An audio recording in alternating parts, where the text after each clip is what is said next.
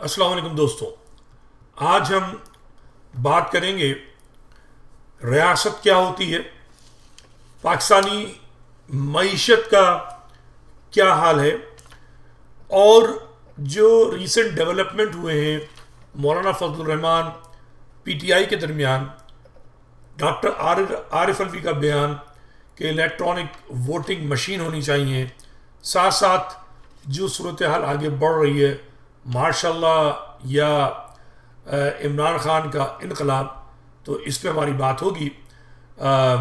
سب سے پہلے سمجھا جائے کہ ریاست، جو کہتے ہیں نا کہ ریاست ماں جیسی ہوتی ہے، مجھے نہیں معلوم یہ ماں جیسی کا تصور کہاں سے آیا ہے، کسی اردو شاعری سے نکلا ہے یا واقعی کوئی تصور ہے، مگر میں اتنا جانتا ہوں کہ موجودہ جمہوری نظام میں جو تصور جمہوریت کا دیا گیا ہے، عوامی حکومت کا دیا گیا ہے، اس کے حوالے سے 1863 میں ابراہم لنکن جو امریکی صدر تھے، جنہوں نے سول وار کا زمانہ دیکھا، جیتی، اور امریکہ کا موجودہ نظام، یعنی امریکہ کے آزاد ہونے کے بعد جو سول وار ہوئی، اس کے بعد جو نظام آج قائم ہے، جب غلامی ختم ہو گئی ہے، ٹھیک ہے، تو وہ کیا کہتے ہیں کہ we here highly resolve that government of the people,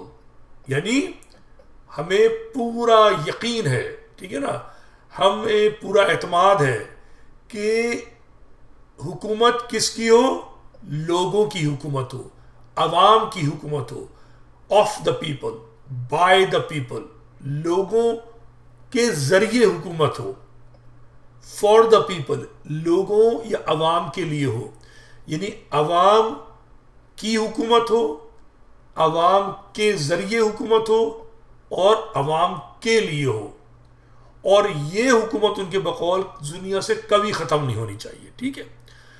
تو سوال یہ پیدا ہوتا ہے کہ پاکستان میں چونکہ جمہوری ملک ہے، ہم کہتے ہیں اس کی اساس جمہوریت ہے، مسلمانوں نے ووٹ کی طاقت سے اس ملک کو حاصل کیا ہے، ہم کانسپریسی تھیوریز کی بات نہیں کر رہے، ہم مفروضوں کی بات نہیں کر رہے، سازشوں کی بات نہیں کر رہے، ہم یہ بات کر رہے ہیں کہ ووٹ ہوا تھا۔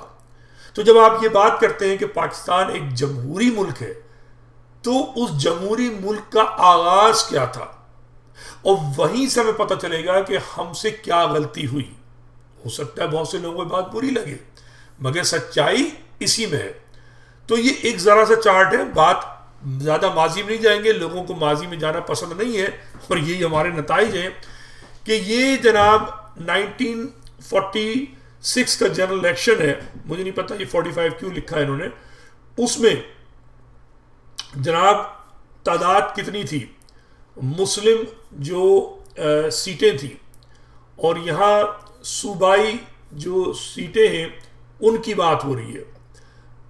قومی کے اندر تو آپ دیکھ سکتے ہیں جو انڈیا میں مسلمان رہ گئے انہوں نے 99% ووٹ ڈالا ہے، اور جو صوبے تھے ان میں بھی 95% سیٹیں انہوں نے جیتی ہیں۔ اب یو پی کی سیٹیں دیکھ لیجیے، مسلمانوں کی جو ریزرو سیٹیں تھیں 66، اس میں سے 54 جیتی۔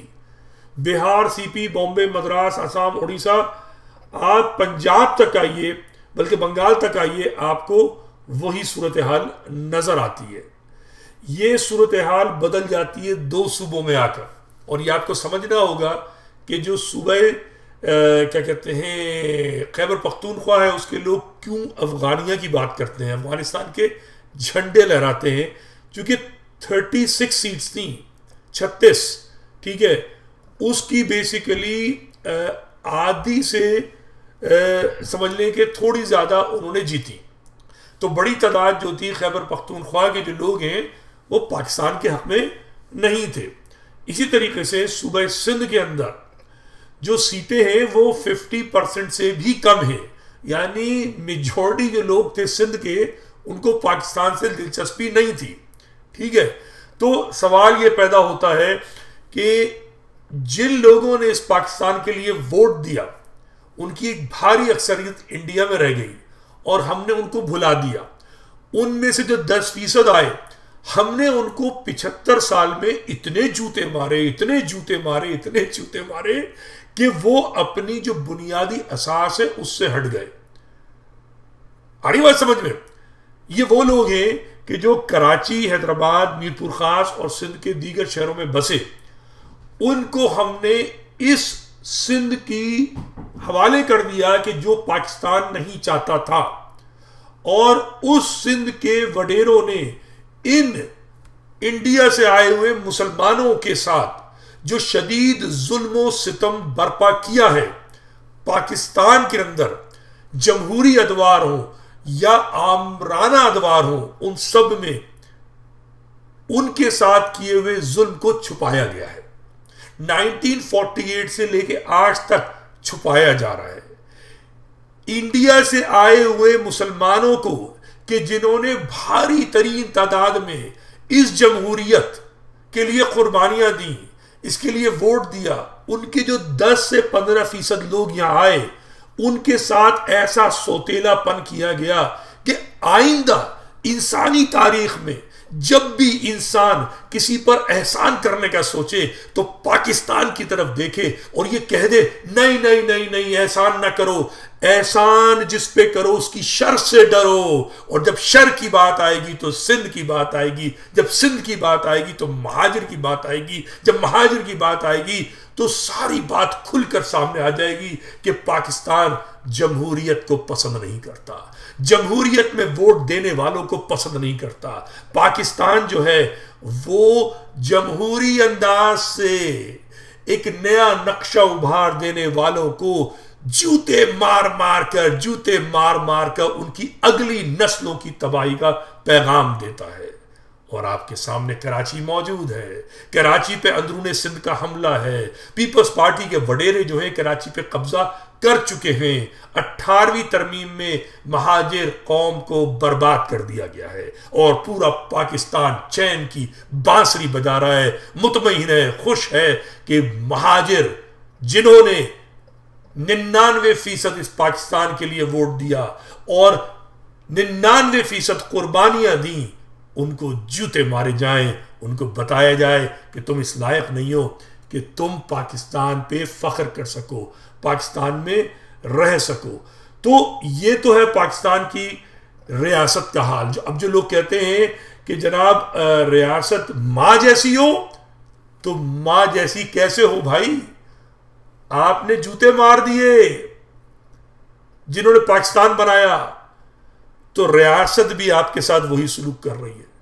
اگر آپ یہ سمجھتے ہیں کہ ریاست مختلف ہو تو پھر آپ کو سوچنا ہوگا کہ کیسے ہو. اس پہ ہم تھوڑی سی بات آگے کریں گے. تھوڑی دیر کے لیے اس موضوع کو ہم روکتے ہیں اور پاکستان کے معیشت پہ آتے ہیں. یہ پاکستان کی معیشت کا نقشہ ہے. یہ دیکھیے 2000 سے لے کر 2023 تک.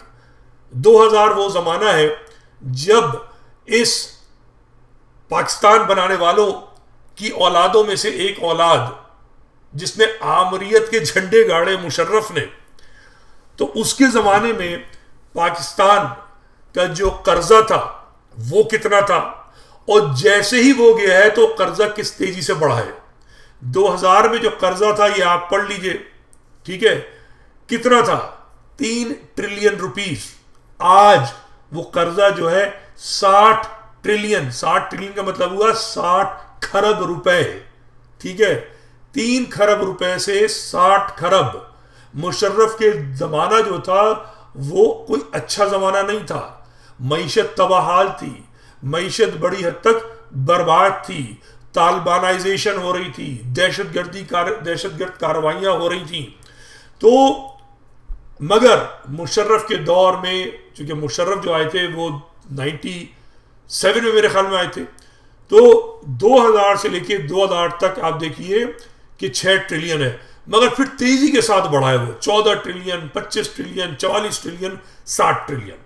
اچھا، اس کو ہم اگر اور بڑھائیں، جو حال جو آج ہو چکا ہے وہ یہ ہے کہ ہم نے ہر جگہ کٹورا لے کر گھومے ہیں. ٹھیک ہے، میں کسی پارٹی کی طرفداری نہیں کرتا.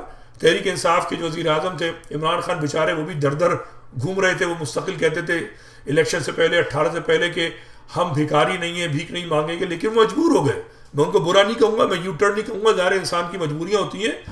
پوری دنیا بھر میں بھیک مانگی. اس کے بعد ہمارے جو چیف آف آرمی سٹاف ہے وہ بھی بھیک مانگتے رہے کٹورا لیے ہوئے. آج دیکھیے کوئی ایسی جگہ نہیں ہے کہ جو آپ نے بھیک نہ مانگی ہو. اس پاکستان جو ہے میرے پاس سلائیڈ نہیں ہے، ٹاپ 10 بھکاریوں میں سے ہے دنیا کے، ٹاپ 10 بھکاری.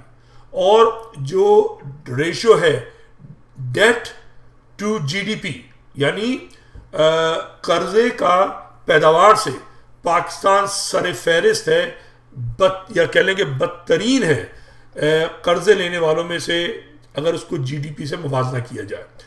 تو یہ ہے پاکستان کی صورتحال. اس وقت پاکستان کے جو فورن ریزرو ہیں وہ $13 بلین ہیں. اچھا یہ میں تھوڑا بتا دوں کہ $13 بلین جو ہیں کوئی بہت بڑی رقم نہیں ہوتی ہے.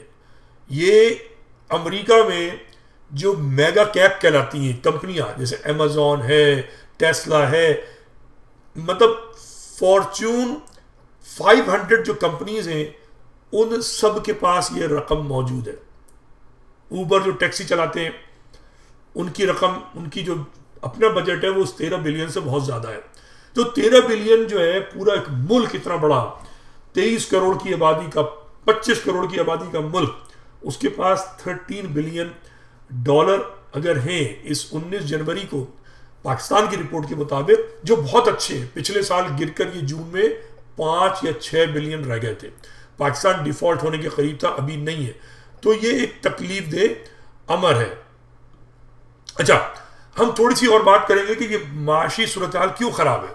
میں نے 15 جون جا کر میرا جو یوٹیوب چینل ہے متروکہ سندھ، اس پہ جا کر آپ دیکھیے گا کہ میں نے ایک ویڈیو بنائی تھی جس میں اس زمانے میں بات ہو رہی تھی ریکو ڈیک، جو پاکستان کی ایک بہت ہی جس کہتے ہیں بیش قیمت انمول ایک کان ہے جس کا سودا کر دیا گیا بیرک گولڈ کے ساتھ. اور کیا کہتے ہیں ابھی فی الحال اس میں یہ گارنٹیڈ ہے کہ مستقبل قریب میں وہ $7 بلین اس سے جنریٹ کریں گے، اور اس سے کہیں زیادہ اس کی ویلیو ہوگی. ریکو ڈیک ایک خزانہ تھا پاکستان کا جس کو لٹا دیا گیا. ٹھیک ہے. اور اگر آپ نجم سیٹھی صاحب کی گفتگو سنیں ابھی حالیہ 2-1 دن پہلے، اس میں انہوں نے تفصیل بتائی ہے کہ باجوہ صاحب کا اس میں کیا عمل دخل تھا اور کیا انہوں نے حرکتیں کی تھیں، کس طریقے سے انہوں نے اس معاملے کو نپٹایا تھا. پاکستان کا اس کے مفاد نہیں ہے. پاکستان کے میڈیا کو خاموش رکھا گیا ہے، بالکل خاموشی چھائی ہوئی ہے. نہ کوئی اسلامی جماعت بولتی ہے، نہ ایم کیو ایم بولتی ہے، نہ کوئی. سب پارٹیوں کے منہ بند کیے ہوئے ہیں. ریکو ڈیک پہ بہت مال کھایا گیا ہے، اور یہ کھانے والے وہی اشرافیہ ہے جس کی ہم بات کر رہے تھے کہ ریاست کیا چیز ہے. ریاست جو ہے وہ رئیسوں کا قبضہ ہونا ہے، عوام کی حکومت ہونا ہے، یا عسکری قیادت کی حکومت ہونا ہے. ٹھیک ہے. پاکستان میں 75 سال سے یا تو بیوروکریسی قابو میں تھی، یا پھر چند رئیس خاندان جو کہ سیاستدان بنے ہوئے ہیں آج کل، نواز شریف اور یہ بھٹو خاندان، اور بھی ان کے ساتھ جو دوست احباب ہیں، وہ ہے ریاست. یہ چند جرنیل ریاست ہیں، یا یہ ننگی بھوکی عوام ریاست ہے. ٹھیک ہے. ننگی بھوکی عوام کو کوئی گھاس نہیں ڈالتا. چونکہ میں پہلے بتا چکا ابھی 2 منٹ پہلے کہ جنہوں نے پاکستان بنایا، بانیان پاکستان، اس کو یہ عوام خود بھلا بیٹھی ہے. پنجاب کا، کے پی کے کا، بلوچستان کا، سندھ کا جو غریب ہے، جو عوام کا جو بندہ ایک عام آدمی ہے، وہ سوچتا نہیں ہے کہ جس مہاجر نے خون کا دریا پار کیا، اس پاکستان کے لیے ووٹ دے کر پار کیا اس دریا کو، اس کو ہم نے اس کے ساتھ کیا سلوک کیا ہے. اس سے اس کی تبادلے کی زمین متروکہ سندھ چھین لی، اس سے ہم نے تعلیم چھین لی، اس سے ہم نے معیشت چھین لی، اس سے ہم نے سب کچھ چھین لیا. اس کو ہم نے گالیاں دی زرداری نے اور دیگر جو نسل پرست ہیں سندھ کے کہ تم ننگے بھوکے ہو، ہم نے تمہیں پناہ دی ہے. حالانکہ پناہ کسی نے نہیں دی. وہ یہ ملک بنا کر آئے، قربانیاں دے کر آئے. تو جب جہاں احسان فراموشی ہوگی، جب جہاں نمک حرامی ہوگی، تو اس معاشرے میں تباہی ہوگی. جب آپ نے مہاجروں کے ساتھ احسان فراموشی کی، وہ 75 سال سے کراچی ٹیکس دے رہا ہے، بھرپور ٹیکس دے رہا ہے، سیلز ٹیکس دے رہا ہے، انکم ٹیکس دے رہا ہے، ایکسائز ٹیکس دے رہا ہے، آپ سب کھا رہے ہیں اس کو، اور اس کراچی کو گالیاں دیتے ہیں. سوچئے آپ کتنے بڑے احسان فراموش ہیں، اور جو اس پہ ظلم کر رہے ہیں سندھ کے وڈیرے، آپ ان پہ بات نہیں کرنا چاہتے. سوچئے اس بات کو. اچھا اب ہم آتے ہیں جناب مولانا فضل الرحمان صاحب نے جو کہانیاں سنائی ہیں باجوہ صاحب کی، ٹھیک ہے نا. باجوہ صاحب نے جو ہے جو حرکت کی ہے، جو مولانا فضل الرحمان نے ذکر کیا ہے، کیا ان کو کبھی سزا ہوگی؟ کیا پاکستانی فوج کے افسران کبھی اپنے افسر کے لیے وہی جذبات رکھیں گے جو عمران خان، نواز شریف، الطاف حسین ان سب کے لیے رکھتے ہیں؟ پاکستان کا مسئلہ یہ ہے، ٹھیک ہے. ہر طاقتور دوسرے کمزور کو دبا رہا ہے. مہاجر کی عددی تعداد کم ہے، ٹھیک ہے نا. ڈیموکریسی کے اندر تعداد چلتی ہے، تو اس کو دبا دیا گیا، اس کے احسان کو بھلا دیا گیا، اس کے نمک سے حرام خوری کی گئی. ٹھیک ہے. نمک کیا ہوتا ہے؟ جو آدمی کھلاتا ہے. مہاجر ٹیکس بھر بھر کے دیتا ہے. لالو کھیت، لیاقت آباد، گولی مار، رنچوڑ لائن، کیا کہتے ہیں جو مختلف کراچی کے کاروباری علاقے ہیں، وہ بھر بھر کر نمک بانٹ رہے ہیں، پورے پاکستان میں ٹیکس دے رہے ہیں، مگر پورا پاکستان حرام خوری کر رہا ہے. اور اس کا نتیجہ یہ ہے کہ اللہ کی لاٹھی بے آواز ہے، کارواں ایسی ہے، نظام قدرت ایسا ہے کہ جو احسان فراموشوں کو، نمک حراموں کو، جو دھرتی ماں کے نام پر مہاجروں پر ظلم کر رہے ہیں، وہ ان سے خود حساب لے رہا ہے. ٹھیک ہے نا. تو ہم بات کو آگے بڑھائیں گے. پی ٹی آئی کے لوگوں نے مولانا فضل الرحمان سے ملاقات کی. اس پہ میں خاص طور پر آج بات کروں گا، چونکہ مہاجروں کی بات میں مستقل کرتا ہوں.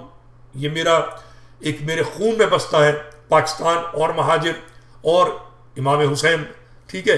تو بات یہ ہے کہ مولانا فضل الرحمان نے جب پی ٹی آئی کے لیڈروں سے ملاقات کی ہے، تو ہمارے ایم کیو ایم کے جو دوست ہیں وہ بیچارے جو ہیں بہت پریشان ہیں، وہ بہت گھبرائے ہوئے ہیں، اور گھبراہٹ میں وہ میمز بنا رہے ہیں، مذاق اڑا رہے ہیں. عمران خان نے یو ٹرن لے لیا، عمران خان نے یہ کر لیا، عمران خان نے وہ کر لیا. بھئی یو ٹرن تو آپ نے بھی بہت لیے ہیں، یہ آپ کی تصویر موجود ہے. آج آپ گالیاں دے رہے ہیں، پہلے بھی دیتے رہے. آپ جو ہے حافظ صاحب کو منافق کہتے ہیں، اور خود اپنا حال دیکھیے. آپ جب آپ کو ضرورت پڑی تھی ڈی لیمیٹیشن کے لیے، آپ منتیں کر رہے تھے، آپ سمجھاتے کر رہے تھے حافظ صاحب کی. ٹھیک ہے. اور حافظ صاحب کہہ رہے تھے آپ الیکشن لڑیے، الیکشن سے مت بھاگیے. ٹھیک ہے. اس وقت آپ کو جو آپ کے ڈائریکٹرز ہیں وہ آپ کو سمجھا رہے تھے، آپ کو روک رہے تھے. ٹھیک ہے نا. آپ تیار نہیں تھے. آپ پی ایس پی اور ایم کیو ایم کا ابھی الحاق ہوا تھا، تو آپ حافظ صاحب کی خوش آمدید کر رہے تھے. تو آپ حافظ صاحب سے ملے تو منافق نہیں ہے، اور پی ٹی آئی اگر فضل الرحمان سے ملے تو منافق ہے. یہ کون سی سیاست ہے؟ یہ کون سا ایمان ہے آپ کا؟ مجھے بتائیں تو صحیح. قوم کو 18ویں ترمیم میں تباہ کر کر، مہاجر قوم کو برباد کر کر، آپ جو ہر ایک کے اوپر ایسی کی تیسی کرتے ہیں، آپ مجھے بتائیے کہ آپ کیوں کرتے ہیں؟ اچھا یہ اکیلے نہیں ہیں. یہ دیکھ لیجیے آپ مصطفیٰ کمال صاحب انیس قائم خانی کے ساتھ کس سے مل رہے ہیں؟ انہی حافظ نعیم الرحمان صاحب سے، جن کو آپ ٹارگٹ اپ کر رہے ہیں. آپ ان کے دفتر میں خود چل کے گئے. حافظ نعیم الرحمان آپ کے پاس ایک بار نہیں آئے. حافظ نعیم الرحمان نہ پی ایس پی کے پاس آئے، نہ ایم کیو ایم کے پاس آئے. وہ آپ کے سارے ظلم و ستم سہتے رہے. آپ کی غنڈہ گردی، بدماشی، قتل و غارت گری، بھتہ خوری، چائنا کٹنگ سب برداشت کرتے رہے. انہوں نے 35 سال صبر کیا ہے. ٹھیک ہے. حافظ نعیم الرحمان جوان سے اب سفید ریش والے ہو گئے. ٹھیک ہے نا. مگر انہوں نے کردار کا مظاہرہ کیا ہے. میں ان کی مخالفت کرتا رہا ہوں، کئی بار کر چکا ہوں، بار بار کر چکا ہوں، اور ہو سکتا ہے آئندہ بھی کروں. ٹھیک ہے نا. جہاں مجھے اختلاف ہوگا. مگر آپ بتائیے، تو آپ تو سیاستدان ہیں نا. آپ آج عمران خان پر بھکتیاں کس رہے ہیں، آپ نعیم الرحمان صاحب پر بھکتیاں کس رہے ہیں. کیوں کستے ہیں آپ؟ اچھا میں ایک اور بات کہہ دوں جو لوگ اس بات کو سنیں. دیکھیے معاشرے میں جب آپ رہتے ہیں نا, آپ کے تعلقات ہوتے ہیں, دوستی ہوتی ہیں, آپ محفلوں میں ملتے ہیں, آپ دوستیاں رکھتے ہیں, اختلافات سیاست اپنی جگہ کرتے ہیں اور یہ آپ کا حق ہے. کسی تصویر کی بنیاد پہ آپ کسی کو گالی نہیں دے سکتے. آپ فیصلوں پر کسی کو برا بھلا کہہ سکتے ہیں, تنقید کر سکتے ہیں. سوال یہ پیدا ہوتا ہے کہ آپ کو کیا پریشانی ہے. فضل الرحمان کے پاس اگر پی ٹی آئی والے گئے ہیں, یہ سوچئے آپ اپنی ضرورت کے تحت گئے تھے. پی ٹی آئی والوں کو حکومت سازی کے لیے جے یو آئی کی ضرورت نہیں ہے. وہ ایک وسیع تر مفاد میں گئے, قومی مفاد میں گئے. ان کی سیاست نظریاتی بظاہر نظر آ رہی ہے کیونکہ انہوں نے شیعہ تنظیم ایم ڈبلیو ایم سے بھی اتحاد کیا ہے, جماعت اسلامی سے بھی اتحاد کی کوشش کر رہے ہیں, ان میں اختلافات ہیں تھوڑے بہت. وہ تحریک لبیک سے بھی ڈیلنگ کر رہے ہیں, ہے کہ نہیں ہے. وہ فضل الرحمان کے پاس گئے. میں یہ سمجھتا ہوں وہ ایک محاذ تیار کر رہے ہیں اس عسکریت کے خلاف جس نے ایم کیو ایم کو جعلی مینڈیٹ دیا ہے. اور آپ کو اس بات کی تکلیف ہے, آپ کو مہاجروں کی فکر نہیں ہے, آپ کو مہاجروں کی فکر نہیں ہے. مہاجروں کی اگر آپ کو فکر ہوتی تو آپ یہ سوچتے کہ بھائی اگر پی ٹی آئی نہیں تو پھر کون ہوگا مہاجروں کا والی وارث. آپ نے تو اپنا تیر چلا لیا. چلے اگر آپ کی مینڈیٹ کو بھی مان لیا جائے تو آپ کے پاس تو 20 سیٹیں نہیں ہیں, آپ کیا اکھاڑ لیں گے. نون لیگ اور پیپلز پارٹی مل کر حکومت بنائیں گی تو آپ کو ٹھینگا دکھا دیں گی. پی ٹی آئی کو آپ گالی دے رہے ہیں تو اپنی قوم کے مسائل آپ کیسے حل کریں گے مجھے بتائیے. آپ فوج کے ذریعے کریں گے, عسکری لیڈروں کے ذریعے کریں گے, ان کے رابطے میں کریں گے. تو بھائی انہوں نے تو پیپلز پارٹی کو جتا دیا, میں کئی بار ویلاگ میں بتا چکا ہوں یہ بات. آپ نے کیا کر لیا؟ آپ کو جو انہوں نے سیٹیں دی ہیں 20 دے دی, 25 دے دی, ان کی حیثیت 2 ٹکے کی نہیں ہے. جو آپ کی 6 پچھلی سیٹیں تھیں ان میں زیادہ طاقت تھی, مگر آپ نے کچھ نہیں کیا. پی ڈی ایم کی حکومت گر جاتی, پی ٹی آئی کی حکومت گر جاتی, آپ نے اپنی قوم کے لیے کچھ نہیں کیا. پیپلز پارٹی کی حکومت بن نہیں سکتی تھی, 18ویں ترمیم پاس ہو نہیں سکتی تھی اگر آپ ہاں نہیں کہتے. آپ نے 18ویں ترمیم میں اپنی قوم کے لیے کچھ نہیں کیا. تو منافق تو آپ ہیں نا بھائی, سمجھتے کیوں نہیں ہے آپ کی بات؟ منافقت آپ کر رہے ہیں. اور میں آپ سے یہ کہوں گا کہ جس طریقے سے آپ ملنے گئے حافظ صاحب سے, یہ آپ نے اچھا کام کیا تھا, اچھی بات کی تھی, آپ ملنے گئے تھے. یہ میل جوڑ رکھیے. حافظ صاحب مہاجر قوم کے فرد ہیں, چاہے وہ مانے نہ مانے, ٹھیک ہے. جیسے مصطفیٰ کمال صاحب نے پی ایس پی بنائی تھی, ہم نے قبول کیا تھا, ٹھیک ہے. وہ مہاجر کی بات نہیں کر رہے تھے, وہ پاکستان کی بات کرتے, لیکن ہماری قوم کا حصہ ہیں. مصطفیٰ کمال کے ساتھ کوئی زیادتی ہوگی, ندیم رضوی سب سے پہلے چلائے گا, زیادتی کرنے والے کی مذمت کرے گا. خالد مقبول کے ساتھ اگر کوئی زیادتی ہوگی تو ندیم رضوی سب سے پہلے خالد مقبول کی حمایت کرے گا, خالد مقبول کے ساتھ کھڑا ہوگا تمام تر تنقید کے باوجود, کیونکہ خالد مقبول میری قوم کا حصہ ہے. مگر سوال یہ پیدا ہوتا ہے کہ آپ نے جو رویہ اپنایا ہوا ہے اپنی ہی قوم کے افراد کے لیے, یہ کوئی اچھا رویہ نہیں ہے. اس رویے کو آپ کو بدلنا ہوگا اور رواداری کا مظاہرہ کرنا ہوگا. اور اگر آپ نے رواداری کا مظاہرہ نہیں کیا تو آپ کو شدید نقصان ہوگا اور مہاجر قوم کو نقصان ہوگا. اچھا, اس کے بعد ہم تھوڑی سی بات کریں گے. عارف الوی صاحب کہتے ہیں کہ جناب یہ الیکٹرانک ووٹنگ مشین لائی جائے. اب عارف الوی وہ صاحب ہیں کہ جو پی ٹی آئی یا عمران خان کی بھیک میں صدر بنے, مگر انہوں نے وہی کردار ادا کیا ہے جو عشرت العباد نے الطاف کے ساتھ اور ایم کیو ایم کے ساتھ کیا, ٹھیک ہے. مطلب بے غیرتی کا مظاہرہ.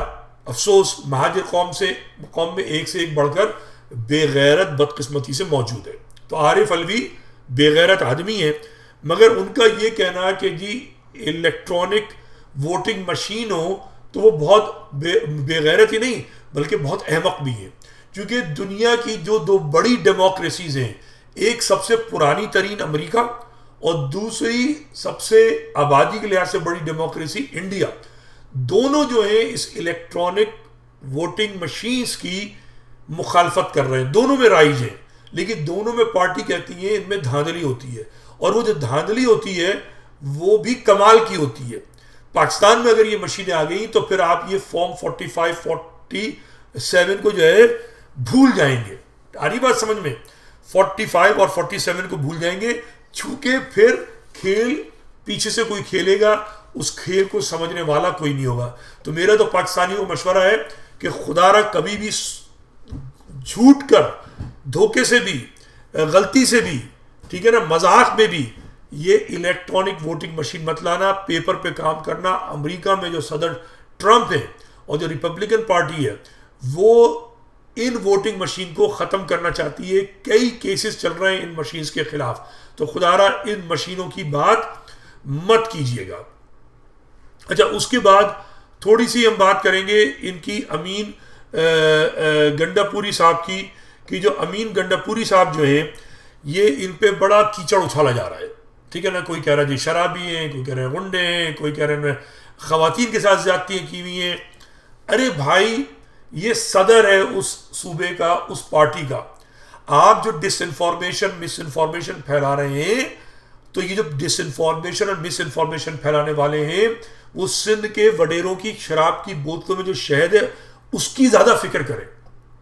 ٹھیک ہے، آپ ان سے تو اتحاد کر رہے ہیں، اپنے کارکن کو شہید کرنے والوں کے ساتھ آپ تصویریں کھنچواتے ہیں. ٹھیک ہے نا، مسلم لیگ نون والے جو ہیں وہ انہی وڈیروں کے ساتھ اٹھتے بیٹھتے ہیں. تو تب آپ کو نہ شراب یاد آتی. صوبہ سندھ کے اندر بہنوں کو جو ہے وہ قرآن سے شادی کرا دیتے ہیں. ان کے چاہنے والوں سے کوئی ان سے محبت کرتا ہے تو انہیں آپ گولی مار دیتے ہیں. ٹھیک ہے نا، اپنی بہنوں کو گولی مار دیتے ہیں، اپنی بیٹیوں کو گولیاں مار دیتے ہیں. ٹھیک ہے، خود جو چاہے کریں، بیویوں پہ ظلم کریں تو وہ جائز ہے. لیکن علی امین گنڈاپوری، جس کو عمران خان نے یقیناً جو نظر آ رہا ہے کسی مقصد کے تحت یہ منصب دینے کا طے کیا ہے، تو آپ کو تکلیف ہو رہی ہے. اور آپ کو بھی پتا ہے یہ کیوں ہو رہا ہے. اس لیے ہو رہا ہے کہ ایک مضبوط آدمی ہے، ہلکا پڑھا لکھا کمزور شریف آدمی بڑی آسانی سے بک جاتا ہے. ایک آدمی جو قربانی دینے کے لیے تیار ہے، اسٹینڈ لینے کو تیار ہے، جس نے اپنے سارے بال زبردستی اس کے کاٹ دیے گئے ہوں، اس نے چھوڑا نہ ہو اپنے قائد کو، اپنے لیڈر کو، تو اس کا لیڈر تو اسے چنے گا. اور جو نظر آ رہا ہے علی امین گنڈاپوری کے ذریعے جو اسٹینڈ لینے جا رہی ہے پی ٹی آئی، وہ بیسیکلی وہ دھمکا رہی ہے اس عسکری اسٹیبلشمنٹ کو کہ دیکھو تم یا تو سدھر جاؤ، نہیں سدھرو گے، باجا والی حرکتیں کرو گے تو پھر ہمارے پاس عوامی طاقت ہے اور ہمارے پاس جو ہے ان جیسے لیڈر ہیں. اچھا، ان جیسے لیڈر جو ہیں اگر وہ ٹکراؤ کی پالیسی میں آتے ہیں، آ رہی بات سمجھ میں، ٹکراؤ کی پالیسی میں آتے ہیں تو نتیجہ کیا ہے؟ یا تو مارشل لا ہے یا پھر اللہ نہ کرے ملٹری کو ہے. ٹھیک ہے نا. دیکھیں اس وقت جو میرا اندازہ وہ یہ ہے کہ پاکستان میں جو عسکری ہاؤسنگ سوسائٹیز ہیں، جو سابق افسران ہیں، ان کے جو رشتہ دار ہیں، گھر والے ہیں، ان کی 90 سے 95% جو تعداد ہے وہ عمران خان کے ساتھ کھڑی ہے، جو کہ اس بات کا اندیا ہے کہ کل کو اگر وہ تنگ آ گئے تو ہو سکتا ہے ان کے پریشر میں جو جونیئر افسران ہیں وہ بغاوت کر لیں. اللہ نہ کرے ایسا ہو. ہم چاہتے ہیں کہ ہماری ملٹری جو ہے وہ مضبوط رہے. مضبوط پاکستان کے لیے مضبوط فوج اور مضبوط فوجی قیادت کا ہونا ضروری ہے، مگر ساتھ ساتھ جمہوریت کا چلنا، جمہور کی خواہش، جمہور کی حکومت ہونا بھی بہت ضروری ہے. تو اس لیے علی امین گنڈاپوری کا وزیر اعلیٰ نامزد کیا جانا اور پی ٹی آئی کا اپنی ساری سیٹیں واپس لینا، یعنی جو وہ کہہ رہے ہیں کہ 180 سیٹیں بنتی ہیں، ٹھیک ہے، ان کا دیا جانا بہت ضروری ہے. اور اس دیے جانے کے لیے ضروری ہے کہ جناب یہ جو عدلیہ ہے، آ رہی ہے بات سمجھ میں، عدلیہ جو ہے وہ اپنا کردار ادا کرے. ٹھیک ہے، اگر کردار ادا نہیں کرے گی تو نقصان ہوگا. یہ 17 تاریخ جو کہ کل ہے پاکستان میں، میرے خیال میں جمعے کے روز، ٹھیک ہے، یا سیٹرڈے کے دن وہاں پر زبردست احتجاج کی اپیل ہے. ٹھیک ہے، مولانا فضل الرحمان جو ہیں وہ بھی یقیناً اسی لیے ان سے رابطہ کیا گیا ہے. تو جب ساری دینی جماعتیں، فضل الرحمان کی JUI بھی، MWM بھی، جماعت اسلامی بھی، تحریک لبیک بھی، اور جو آپ کی جو پروگریسو فورسز ہیں، پڑھی لکھی عوام ہے، جب یہ سب مل کر باہر نکلیں گے تو ایک بہت بڑا پریشر قائم ہوگا انٹرنیشنل میڈیا پہ بھی، انٹرنیشنل جو پولیٹیکل انفلوئنسرز ہیں ان پہ بھی. تو عمران خان کی پالیسی میں سمجھتا ہوں کہ بہت ہی مناسب ہے اور وہ صحیح ڈائریکشن میں اس وقت لے کر جا رہے ہیں، اور پاکستانی معیشت کو درست کرنے کے لیے بہت ضروری ہے کہ اب پاکستان ان کے حوالے کیے جائے کہ جو پاکستان کی عوام ہے، اور پاکستان کی عوام جو ہے اس جمہوریت کو مضبوط کرنے کے لیے انہیں آگے آنا چاہیے. فوج سے نفرت ہرگز نہیں ہونی چاہیے، فوجی سربراہ کی مذمت ہرگز نہیں ہونی چاہیے، مگر انہیں سمجھایا جانا ضروری ہے کہ جناب آپ جو ہے ان حالات اور نزاکت کو سمجھیں، اور پاکستان بھر کی عوام کو ضروری ہے کہ وہ درد محسوس کریں جو درد کراچی کی عوام، کراچی کا مہاجر خاص طور پر اتنے سالوں سے اپنے اندر لیے گھبرایا ہوا ہے، پریشان ہے، کبھی چیختا ہے، اور اسے عسکری اداروں نے بار بار استعمال کیا ہے. اب یہ استعمال کیے جانے کا سلسلہ بند کرنا ہوگا. حافظ نعیم الرحمان جیسے اور PTI میں موجود مہاجر پنجابی پٹھان جو لیڈرز ہیں، انہیں کراچی کی آزادی کے لیے کھڑا ہونا ہوگا. آزادی کس سے؟ سندھ کے نسل پرست پیپلز پارٹی کے وڈیروں سے. اور پاکستان کو اس معاملے کو سمجھتے ہوئے کراچی کی حمایت اور سپورٹ کرنی ہوگی کہ کراچی والوں کی جو اکثریت ہے وہ ان کی اولاد ہے جنہوں نے آپ کو یہ پاکستان کا تحفہ دیا ہے. ان کے احسان کو مانیے، اور ان کی اولادیں جیسا میں نے پہلے کہا کہ 75 سال سے ٹیکس دے دے کے آپ سب کو پال رہی ہیں کراچی میں مہاجر، ٹھیک ہے، بانیان پاکستان کی اولادیں، جس کو سندھ کا وڈیرا جھوٹ بول کے کہتا ہے کہ یہ سندھ پال رہا ہے. سندھ نہیں پال رہا، 90% سے 99% سندھ کو بھی کراچی پال رہا ہے. یہ کراچی ہے، کراچی، ٹھیک ہے. اور کراچی پہ جو مہاجر ہے وہ تبادلہ کر کر آئے اپنی زمین کا اور اپنی آبادی کا. متروکہ سندھ، کراچی، حیدرآباد، میرپور خاص سمیت ایک ایک انچ مہاجر قوم کا ہے. خدا حافظ. پھر انشاءاللہ آپ سے اگلی ویلاگ میں بات ہوگی. اور جو لوگ میری بات سن چکے ہیں وہ ریکو ڈک 15 جون میں میرا جو یوٹیوب چینل ہے اس پہ جائیے. میں نے ریکو ڈک جو مائن ہے اس کی تفصیل بتائیے کس طریقے سے اسے لوٹ مار کر کے اس وقت ایک کمپنی جو ہے بیرک گولڈ اس کے حوالے کر دیا گیا ہے. خدا حافظ.